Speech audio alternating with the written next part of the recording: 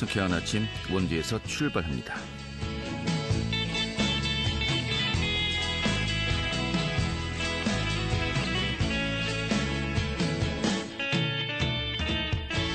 안녕하십니까. 8월 12일 금요일 아침 인사드리겠습니다. 상쾌한 아침 원주에서 출발합니다. 진행의 한태우입니다. 오늘은 비가 그치고 오랜만에 맑은 하늘인 것 같습니다. 이런 가운데 낮 동안에 또 기온이 크게 올라서요. 무더위가 기승을 부리겠는데 오늘 한낮 기온 30도까지 오르겠습니다. 또 습도가 높아서 체감더위는 이보다 더 클 것으로 보입니다. 자, 또 내일은 전국에, 모레는 중부지방에 다시 또 비가 내릴 것으로 전망되고 있는데요. 광복절 연휴 내내 흐린 날씨가 이어질 것으로 보입니다. 일정에 참고하셔야겠습니다. 오늘 준비한 소식 살펴보도록 하죠. 이 도내 정치 이슈 취재 기자 연결해서 살펴보도록 하겠고요. 또 원광수 시장의 공약 중 하나였죠. 원주시가 전동 킥보드 불법 주정차 단속을 강화한다고 합니다.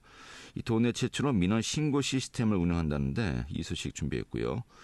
또 광복절 전날이죠. 8월 14일 위안부 피해자 기림의 날입니다. 또 원주 평화의 소녀상 제막 7주년 기념식도 함께 열리는데요. 그 내용 또 함께 알아보도록 하죠. 8월 10일 금요일 상쾌한 아침 원주에서 출발하겠습니다.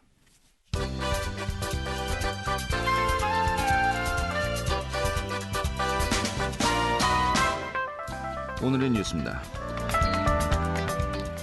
원희룡 국토교통부 장관이 경북 구미시의 반도체 특화 단지를 적극 지원하겠다고 언급하면서 이 감원권 반도체 공장 유치에 차질을 빚는 것이 아니냐는 우려가 제기되고 있습니다. 원 장관은 지난 8일 구미 상공회의소가 마련했던 초청 특강에서 이같이 발언했습니다. 정부 고위 인사가 전국의 각 지자체가 선점 경쟁에 나선 이 현안 사업에 대해서 지원 의사를 공식화하면서 수도권과 비수도권은 물론이고 이 비수도권 내의 경쟁도 더욱 치열해질 것으로 전망되고 있습니다. 강원 지역의 인구 과소 지역 비율이 38.61%로 전국에서 가장 높은 가운데 증가 속도도 가장 빠른 것으로 나타나 강원도가 인구 소멸 위험을 직면하고 있습니다. 정부가 지난해 국토조사를 통해서 전 국토를 행정구역과 격자망으로 분석 진단한 2021년도 국토조사 보고서를 보면 지난해 강원 지역의 인구 과소 지역 비율은 38.61%로 전국에서 가장 높았습니다. 코로나19가 재유행하고 있는 가운데 13만 명이 넘는 신규 확진자가 발생했습니다. 11일 중앙방역대책본부는 전국에서 13만 7천여 명의 코로나19 신규 확진자가 발생했다고 밝혔고 일주 전인 4일 대비해서 2만 9천여 명이 늘었습니다. 오늘의 뉴스였습니다.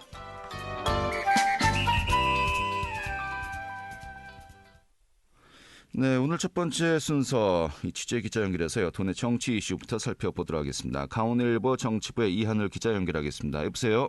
네, 안녕하세요. 네, 반갑습니다. 제22대 국회의원 선거 24년도에 치러지고 아직도 1년 8개월 남았지만은 이게 또 선거구 획정도 해야 되고요. 또 공천 작업들도 조만간 또 가시화될 것이고 이제 좀 속도를 낼 것 같습니다. 그런데 강원 정치권에서는 선거구 획정을 두고 벌써 좀 우려의 목소리가 나오고 있어요. 현재 강원도 내 의석수가 8석인데 의석수 확대 문제 또 선거구 획정 이게 좀 쉽지 않을 것으로 보인다고요.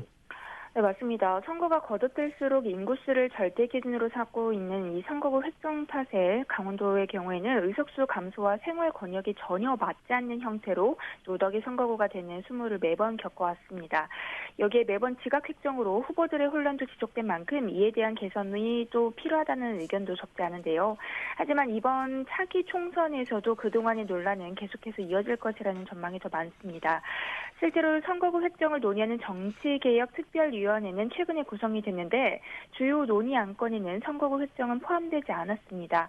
이번 정개특위의 주요 논의 안건은 연동형 비례대표제 개선과 지역당 부활 그리고 상임위원장 배분 방식 등으로 한정이 되어 있는데요.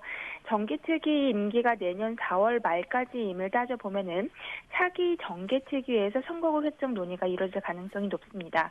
하지만 선거법상 2024년 선거에 대한 그 선거구 획정은 획정은 내년 4월 10일까지, 네. 그러니까 선거일 전일인 선거일 전 1년 전까지니까요. 내년 4월 달까지는 선거구 획정을 맞춰야 하는 상황입니다. 네. 그런데 이 법정 기한을 마친 것을 본 적이 없어요.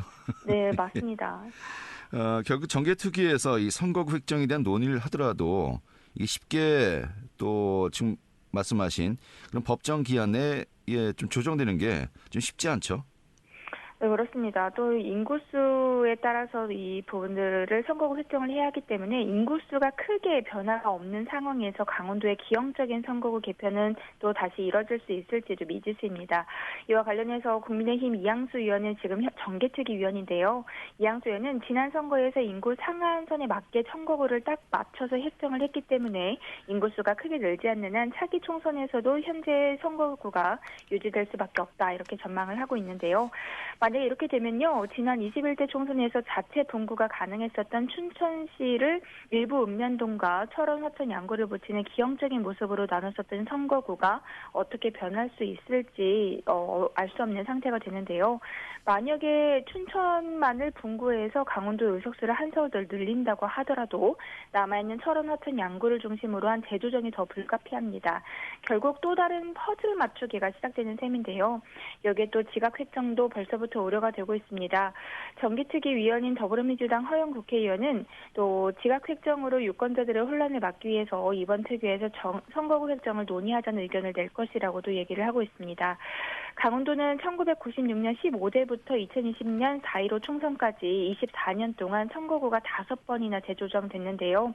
의석수도 15대 때는 13명이었는데 현재는 8명으로 줄어들었습니다. 네, 알겠습니다.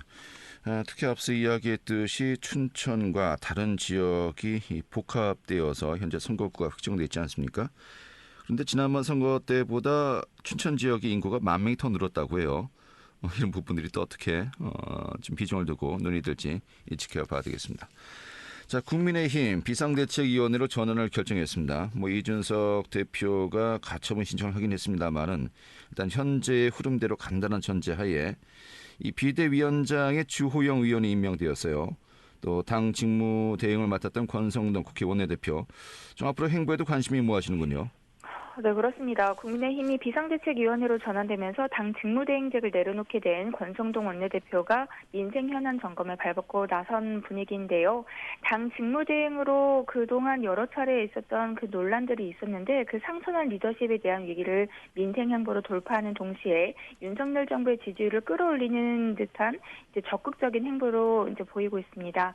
국민의힘과 정부는 지난 10일에는요 수해대책 점검 긴급 당정 협의회를 열었고요. 이와 관련해서 권성동 원내대표는 가용 예산과 행정력을 총동원해서 피해 복구에 집중해주길 정부에 당부드린다고도 얘기를 했습니다. 그리고 국민의 피해를 최소화하기 위한 선제적이고 종합적인 피해 대책을 마련해야 된다고도 촉구를 했는데요. 이와 관련해서도 어제 서울 동작구에서 그 수해 피해 지역을 방문해서 자원봉사 활동을 하루 종일 펼치기도 했었습니다.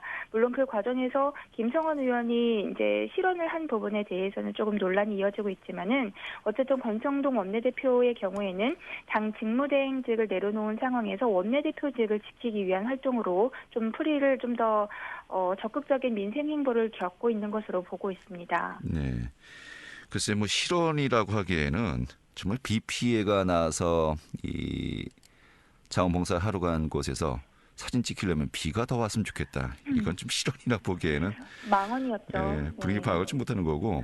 네. 그 바로 옆에서 그 권성동 의원 좀 이제 발언이 부적절하다고 느끼고 이제 먼 하늘 바라보는 장면이 좀 인상적이었습니다. 알겠습니다. 네. 자, 또 한기호 사무총장도 이준석 대표의 임기를 거의 대부분 함께 했었는데 이 당 사무총장직을 내려놓았어요. 앞으로 이제 국방위원장을 또 맡을 가능성도 높아지고 있습니다만은 또 상미위원회 활동에 좀 기대가 모아지는군요. 네, 그렇습니다. 한기호 사무총장의 경우에는 이준석 대표의 임기와 거의 대부분을 함께 했는데요. 나중에 알고 보니까 여당으로서도 야당으로서도 사무총장직을 계속했었던 유일한 그런 사례로 꼽혔고요. 그렇습니까? 예, 그렇습니다. 이준석 대표가 1년 3개월 정도의 임기를 가졌었는데 그동안에 두 차례에 걸쳐서 1년 동안의 임기를 마친 최장기간 동안의 사무총장이라고도 합니다. 앞서서 한기호 사무총장은 당 사무를 총괄했었던 사무총장 그리고 전략기획부총장과 조직부총장 3인은 국민의힘 당무직에서 물러난다면서 지난주에 이제 입장문을 통해서 밝혔는데요. 그러면서 새로운 비상대책위원회를 필두로 당이 하나가 돼서 하루빨리 혼란을 수습하고 제자리를 찾아서 집권 여당으로서의 제 역할을 다할 수 있기를 진심으로 기원한다고도 밝혔습니다. 이준석 당대표가 취임한 직후 2021년 6월 직후에 사무총장직을 맡아오다가 같은 해 11월 대선을 앞두고 권성동 의원이 잠시 동안 사무총장직을 맡으면서 자리에서 물러났었던 적이 있었고요. 그리고 올해 3월부터 현재까지 5개월 동안 당을 이끌어왔습니다. 이준석 대표가 직을 유지하는 동안 두 차례에 걸쳐서 1년 동안 사무총장직을 맡은 정말 유일한 사례가 나왔습니다. 알겠습니다. 이 사무총장이라면 당의 살림을 전반적으로 책임지는 자리 아니겠습니까? 또 이준석 대표가 그러한 살림을 한기호 전 사무총장과 함께했다. 그만큼 좀 신뢰관계가 굉장히 돈독했다라고 좀 이해가 되는 것 같습니다. 알겠습니다. 자, 더불어민주당 소식 좀 살펴보도록 하죠. 현재 이 지역 경선을 통해서 전당대회를 열고 있습니다만은 지난 주말에 열렸었죠. 1, 2차 경선에서 70%가 넘는 득표율을 기록했습니다. 어대명은 어대명인 것 같다라는 또 이야기도 들리고요. 독주 양상을 보이고 있네요. 네, 맞습니다. 이재명 후보는 1차 강원, 대구, 경북 그리고 2차 제주, 인천까지 1, 2차 누적 득표율을 집계한 결과 이재명 후보가 74.15%로 지금 현재 독주를 하고 있는데요. 이어서 박용진 후보는 20.8%, 강훈식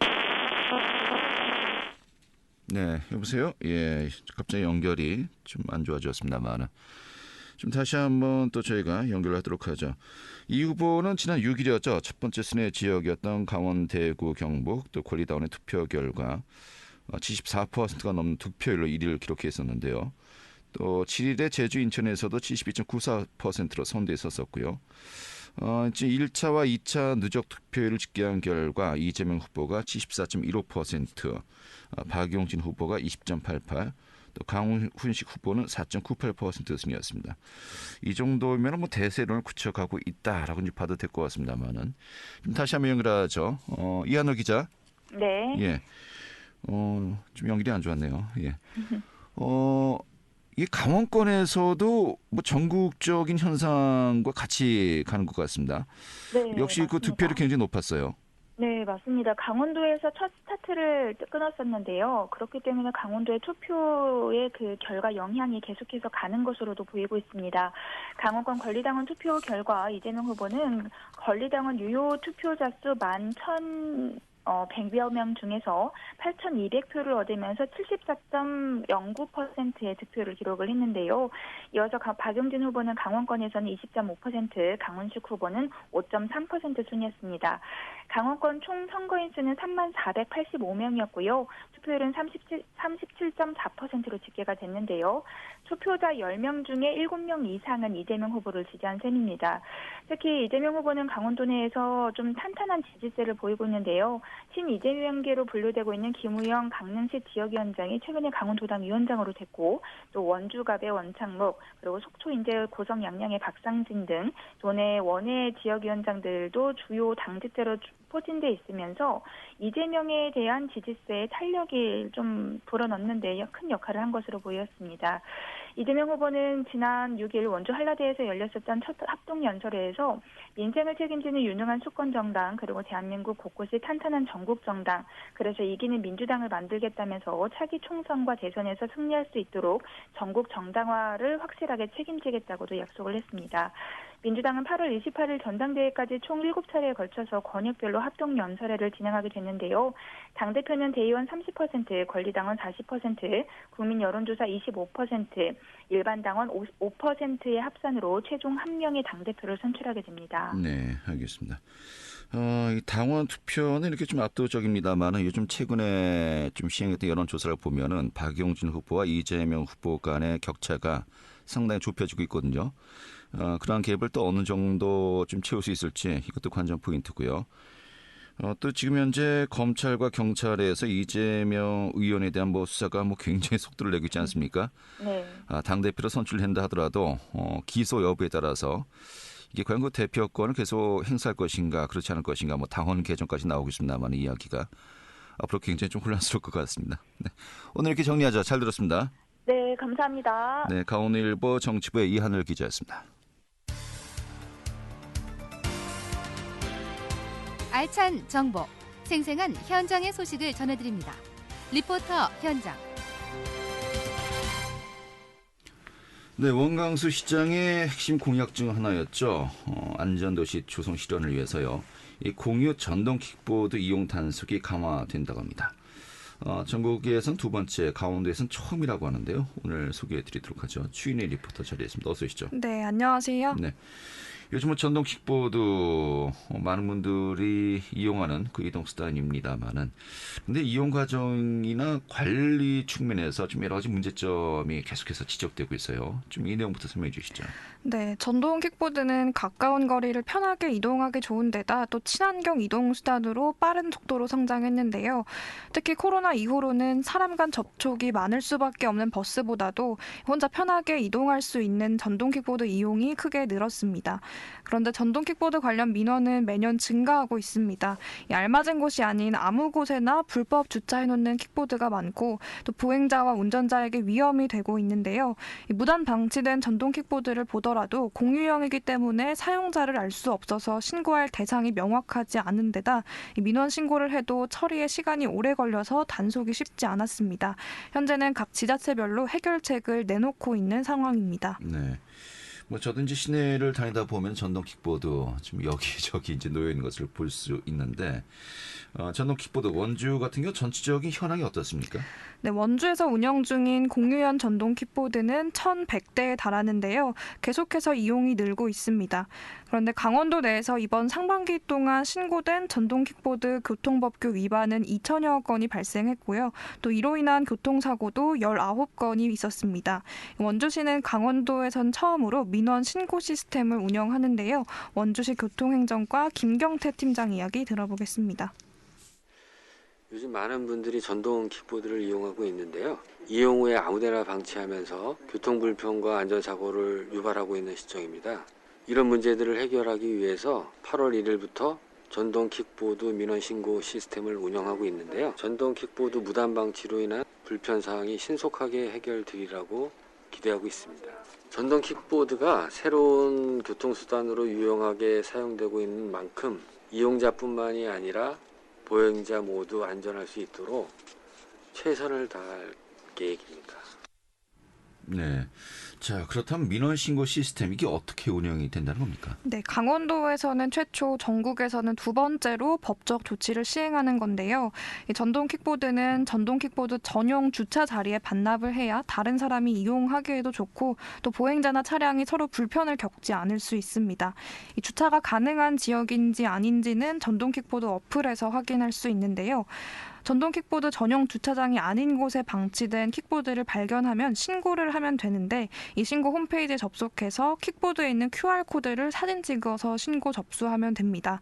이렇게 신고가 들어오면 바로 현장 조치를 진행하는데요. 전동 킥보드를 운영하는 측에도 관리를 철저하게 하기 위해서 이 불법 주차된 전동 킥보드를 견인하는 과정에서 발생하는 비용은 사업자에게 책임을 묻습니다. 또 신고자는 접수부터 처리 결과까지를 문자로 받아볼 수 있는데요.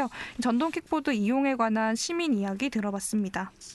아파트 단지 내 주차장이나 차가 빠져나가야 하는 곳에 킥보드가 서 있어서 불편을 겪는 차들을 많이 봤어요. 킥보드 이용할 때 헬멧을 착용하라고 규정이 되어 있잖아요. 공공 헬멧이 없어서 그냥 미착용하고 킥보드를 탄 경우가 있어요. 그럴 때마다 안전이나 법적으로 피해가 갈까 봐 불안해한 경험이 많은 것 같아요. 킥보드를 타고 가려고 한 장소에 도착했는데 불법 주차 지역이어서 다른 장소에 주차하려고 돌아다닌 적이 있어요. 이러면 주차값이 많이 드는데 불법 주차 표시를 폰으로만 볼 수 있다는 점이 좀 불편한 것 같아요.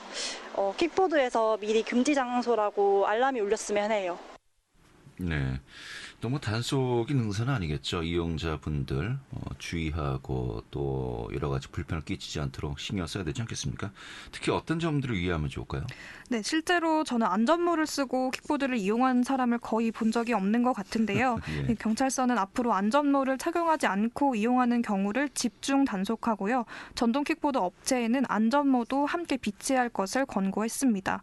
또 실제로 흔히 볼 수 있는 경우가 둘이서 전동 킥보드를 함께 탑승한 경우인데요.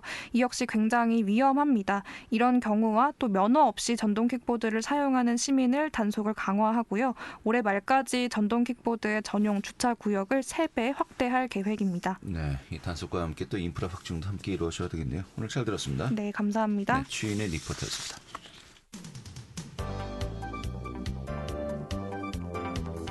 생생한 현장, 유익한 생활 정보를 전해드리겠습니다.